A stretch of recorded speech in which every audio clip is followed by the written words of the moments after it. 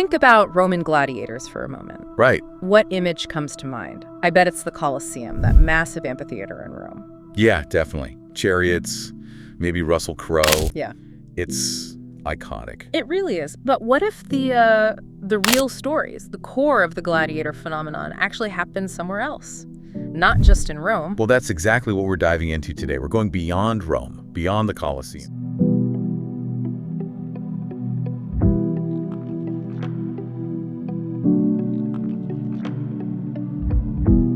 We're looking at these other, sometimes forgotten arenas, places like Verona, Pompeii, even Capua. Ah, okay, so not just mini colosseums. Not at all. They had their own unique character, their own histories, and understanding them is, well, pretty crucial to grasping the whole gladiator thing. Right. So our mission today is basically to uncover what made these other arenas important, what went on there, what do they tell us that maybe the Colosseum doesn't. Precisely. Let's get into it. Okay, so first things first, the Roman Empire was huge, right? Absolutely vast. Okay. And wherever the Romans went, they brought their culture with them, their way of life.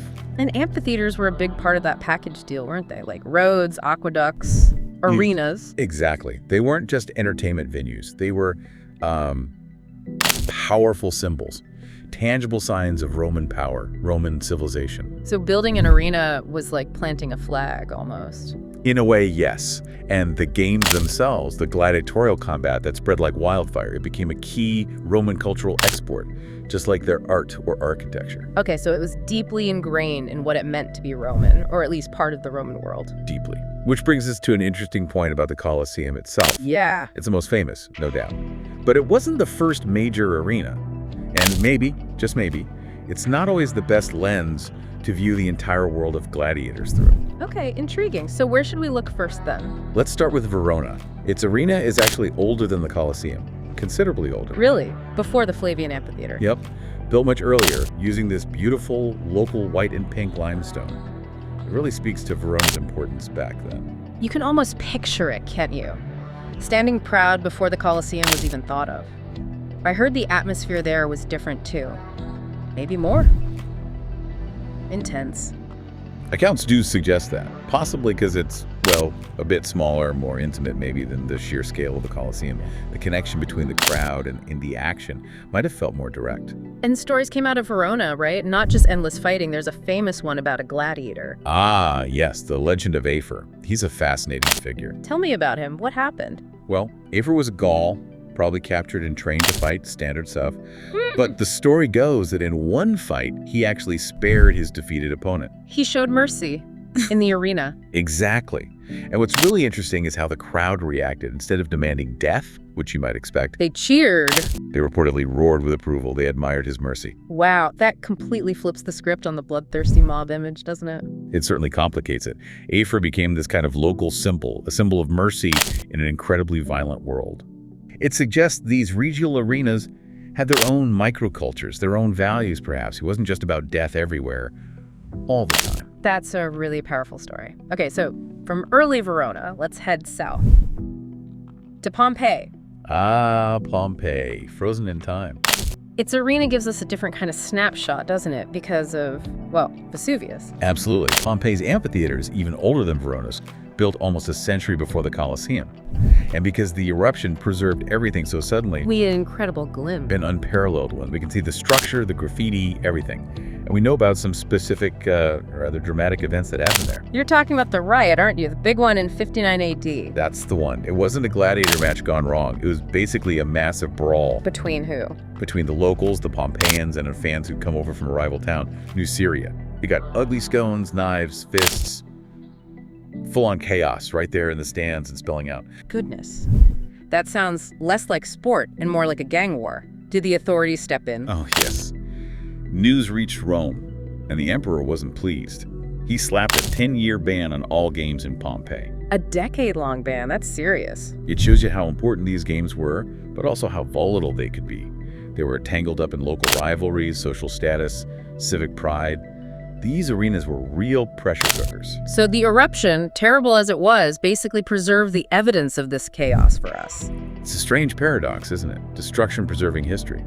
But yeah, the riot really highlights how these places, built for controlled spectacle, could erupt into genuine, uncontrolled violence. It makes you wonder what other tensions were bubbling away in arenas across the empire. Definitely. So Verona, Pompeii, these are relatively well preserved. What about other places? Are there just ruins scattered everywhere? There are many, many ruins all across the former empire. Think about Capua, for example. Capua. Rings a bell. Why Capua? It was hugely important. It had the second largest gladiator training school in the entire Roman world, a massive ludus. The second largest. Wow. And isn't Capua connected to Spartacus? Exactly. That's where Spartacus trained. That's where his rebellion began, breaking out of that very school. So this place, designed to supply fighters for the arenas, actually became the spark for one of the biggest slave revolts in Roman history. Precisely. It shows how these institutions could have massive, unforeseen historical consequences.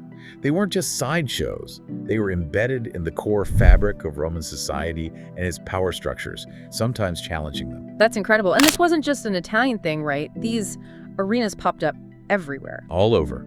You find stunning examples still standing, relatively speaking, in places like Nîmes in the south of France, or El Jem in modern-day Tunisia. Huge, impressive structures. So France, North Africa, it really demonstrates the reach. It shows how Roman this form of entertainment was, but also how it became part of the local culture in the provinces. It wasn't just Rome imposing it, it was adopted, adapted, and clearly very popular far and wide. Okay, so we have these arenas everywhere, big training schools. Let's talk about the gladiators themselves. The classic image is the slave forced to fight. Is that accurate? It's part of the picture, definitely. Many were slaves, prisoners of war, condemned criminals, forced into the arena. But it's not the whole picture. Oh. There were volunteers, people who actually chose to become gladiators. Chose to. Why on earth would someone choose that life? The risk seems enormous. It was. But the rewards could be too. For some, it was about fame, glory. Yeah. Think of them like the superstar athletes of today. Really? Celebrity gladiators. Absolutely. We see their names scratched into walls as graffiti, like fans celebrating their heroes. Some were admired by nobles. Women swooned over them, apparently. They could win serious prizes, money, prestigious items, freedom even. So it could be a path to fame and fortune, albeit a very dangerous one. Any other reason? And maybe escaping crushing debt. Wrong. Or just seeking a life with more intensity. It's hard to say for sure, but it wasn't only unwilling slaves. That adds another layer. And what about female gladiators? Did they exist? Gladiatrices. Yes, they did. Gladiatrices. The evidence suggests they were rarer than male gladiators, perhaps seen as more of a novelty. So maybe not in the main public games so much? Possibly more often in private shows for the elite, but they definitely fought. It raises interesting questions about gender roles and spectacle in Roman society. It really humanizes them, doesn't it? Thinking of them not just as fighters, but as individuals, slaves, volunteers, men, women, all risking everything in that arena for different reasons. Exactly. They weren't just anonymous figures in a brutal spectacle. They were people making choices, facing consequences, seeking something: survival, fame, freedom. Okay, so bringing this all together as we wrap up our deep dive, it feels like the Colosseum is the icon, the symbol everyone knows. But maybe not the whole essence of gladiatorial combat. Right, that essence, the day-to-day reality, the local impact, maybe that lived more vividly in places like Verona, Pompeii, Capua, these other arenas. I think that's a fair takeaway.